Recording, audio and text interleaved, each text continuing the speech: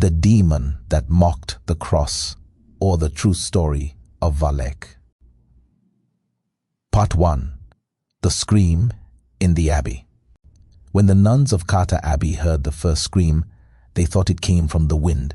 The Carpathian Mountains often howled like that, long, hollow, and cold enough to freeze prayer mid-sentence. But the second scream was different. It came from inside the chapel. The sisters ran to the altar, rosaries clutched tight, their footsteps echoing across the stone floor. The candles flickered, every flame bending away from the crucifix at the center. And for one silent, impossible moment, the cross turned black. When they found Sister Maria, she was kneeling before the altar, whispering something over and over. Her eyes were white, her lips cracked into a smile. "He wears the habit now," she said. "He mocks what we believe." That night, the Vatican sealed the abbey, and in the official report, one name appeared, a name that hadn't been spoken in over 400 years. Valek. Part 2. The demon behind the veil. To most of the world, Valek is a face, pale as marble, cloaked in black, a twisted reflection of faith itself. The Conjuring films turned that image into a nightmare burned into millions of minds. But the real Valek didn't come from Hollywood. Its story began in dust-covered grimoires long before cinema ever existed. In the Ars Goetia, the first book of the Lesser Key of Solomon, compiled in the 1600s, Valak is listed as the 62nd spirit of hell, a powerful president commanding 30 legions of demons. He is described not as a nun, but as a child with angels' wings riding a two-headed dragon. Yet even in that pure form, his purpose was corruption. He reveals hidden treasures, the text says, and leads men to serpents. In demonology, treasures never meant gold. It meant knowledge, forbidden, poisonous knowledge, the kind that turned angels into outcasts. The church's scribes called him the boy seraph, a creature pretending innocence, concealing damnation behind beauty. But centuries later, as monasteries fell and faith waned, that mask changed. The innocent child became the mocking nun, a symbol not of temptation but of blasphemy incarnate. Part 3. The Vatican's Silence. In 1952, an internal Vatican memorandum labeled Demonologia, File 562, resurfaced during the post-war reorganization of church archives. Inside were fragments of Latin transcripts referencing a Valak who had once appeared among the Sisters of Sainte Claire, taking the shape of sanctity. The entry was brief, but one passage stood out. He enters through imitation, not invitation. He mocks what is holy by wearing its skin. It was the first written suggestion that Valek, or Valak, disguises itself as faith itself. Over the next decades, the church remained silent. Officially, there was no such entity. Unofficially, exorcists whispered of cases that didn't match any known pattern, where holy symbols inverted, not from rage, but from laughter, where sacred objects wept ink instead of blood, where priests dreamt of nuns with hollow eyes and teeth like rosaries. Each time, the same word appeared in margins hastily crossed out, as if the ink itself was dangerous. Valek. Part 4. The Shape of Mockery. Valek's transformation from the boy seraph of Solomon's grimoires to the demonic nun of modern legend isn't coincidence. It mirrors the evolution of our fear. In the ancient world, demons corrupted flesh. In the Middle Ages, they corrupted thought. But in our age, when holiness itself feels fragile. They corrupt faith. To appear as a nun is to weaponize purity, to mock devotion from within the very image of piety. That's why in the conjuring universe, Valek's power feels so invasive, because it attacks belief itself, not the body. In one apocryphal account from a monastery in 1871, a witness described seeing a sister whose shadow moved the opposite direction of her body. Another wrote that during prayer, the crucifix above the altar began to turn upside down, not by force, but as if the air had decided it was tired of obedience. No blood, no violence, just the quiet undoing of faith. That's Valek's signature. Part 5. The Demon in Solomon's Court. Centuries before the church gave it a name, the entity appeared in the Testament of Solomon, a text older than Christianity itself. Solomon, gifted with a divine ring, summoned spirits to build the temple of God. Among them, one spirit came as a bright child upon a dragon, claiming power over hidden things. When Solomon demanded its name, it whispered, "I am the Pale One who finds what should remain lost." Later occultists would connect that passage to Valek, the 62nd spirit of hell, believing the hidden treasures referred to forbidden revelations, truths not meant for mortal minds. Some scholars argue that the two-headed dragon symbolized blasphemy and imitation, the twin faces of deceit. One head speaks holiness, the other mockery, and between them, the voice of Valek, calm, soft, reasonable, convincing the faithful to question what they worship. That's how he wins. Not by destroying faith, but by making it absurd. Part 6. The Abyss of Faith. Every exorcist keeps a journal, but a few entries are never meant to be read. One such record, dated 1961, describes a convent near Lyon.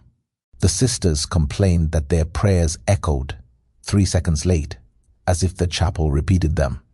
During inspection, Father Duval found the crucifix on the altar had grown cold to the touch, colder than stone. When he pressed his palm to the metal, frost bloomed across it and a whisper followed. "I pray with you."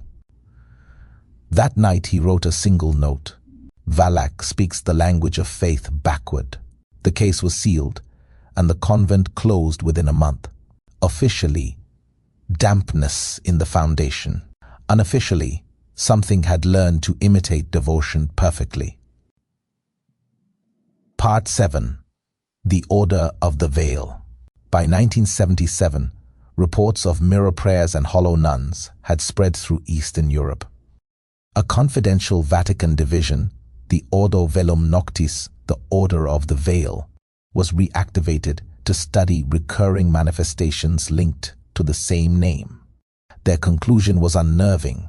Valek did not possess individuals, it possessed institutions. Churches closed after unexplained blasphemies. Altars grew mold only in the shape of inverted crosses. One cathedral's organ began playing by itself every midnight, the same 2 notes repeating, a child's lullaby from a 17th century hymn book. Wherever faith gathered, something waited behind the ritual, copying, learning, rehearsing. Part 8. The Warrens and the Tape. Decades later, the demon returned to modern folklore through Ed and Lorraine Warren. In their unpublished 1988 case files, later dramatized in The Conjuring 2, Lorraine described a dream that lasted 13 nights. Each time she knelt to pray, a nun stood behind her reflection. On the 13th night, the reflection smiled first. Ed recorded the session. When the cross turned upside down, it didn't fall. It revolved, as if something inside the mirror corrected gravity. The Warrens called the entity Valek. drawing on the same 17th century demonology texts once hidden in the Vatican Library. Hollywood made it a monster. The church quietly reopened File 5, 62, Part 9, Theology of Imitation. Theologians who dared to analyze the legend discovered a pattern. Every appearance of Valek coincided with a crisis of faith. When monasteries closed, when relics were sold, when silence filled the pews, that's when the Mocking Nun returned. In apocryphal sermons from the early 1900s, a priest warned, "Beware the spirit that genuflects before it strikes. For the devil no longer destroys belief, he parodies it." To scholars, Valek became the embodiment of spiritual entropy, the slow erosion of meaning until worship becomes performance. And nothing terrifies the faithful more than faith without truth. Part 10. The Symbol and the Circle. Iconographers studying cursed frescoes at Carter found an identical mark in each, a halo drawn not above the head, but beneath the feet. Inverted sanctity. They traced it to an old monastic diagram called the Circle of Reflection, a ritual meant to expose false angels. According to the parchment, if the circle darkened inward, the spirit was pure. If it glowed outward, the reflection prayed for you. Every circle around Valek's sigil glows outward. Part 11. The Priest Without a Face. A post-war exorcist known only as Frater Matthias described confronting an unseen voice that recited scripture flawlessly. When commanded to reveal itself, the candles dimmed and a figure formed in the smoke, wearing his own robes, his own face smiling gently. The voice said, "Your faith taught me this shape." Matthias fled the ministry and was later found in a hospital, scribbling the same line on every wall. He mocks the cross because he understands it. Part 12. The Modern Shadow. Today, skeptics call Valek a fiction, an echo of cinematic imagination. Yet digital archives tell a quieter story. Across forums and confessionals, people report seeing the same visage during sleep paralysis. A nun whose eyes are blank mirrors. Psychologists call it pattern recognition. Exorcists call it residue. The afterimage of something ancient adapting to new screens. The horror is subtle. If belief can create monsters, disbelief can perfect them. Because the less we believe in the sacred, the easier it is for mockery to wear its face. Part 13. The Secret Files. Rumor insists that deep beneath the Vatican Apostolic Archive lies a sealed reliquary labeled Sigillum Valek. Inside, according to whispers, is a piece of a burnt habit and a chalice that never reflects its owner. Every decade the seal is renewed by silent ritual. No mass is spoken, no chant sung. Only a phrase is written in ash across the lid. Credes periculum. To believe is peril. Belief draws the thing nearer, but disbelief feeds its laughter. Part 14. The Mocking Miracle. One final account survives from 2005. A young novice in Bucharest reported that during evening prayers, her candle refused to light. She whispered, "Lord, give me light," and instantly the flame erupted, upside down, burning downward like a drop of fire returning to hell. The Mother Superior fainted. When she awoke, the novice was gone, and on the wall behind the altar, a sentence had appeared in soot. "I wear what you fear most." The church denied the event, but the convent remains abandoned, its windows bricked, its doors sealed with wax. Part 15. The Last Word.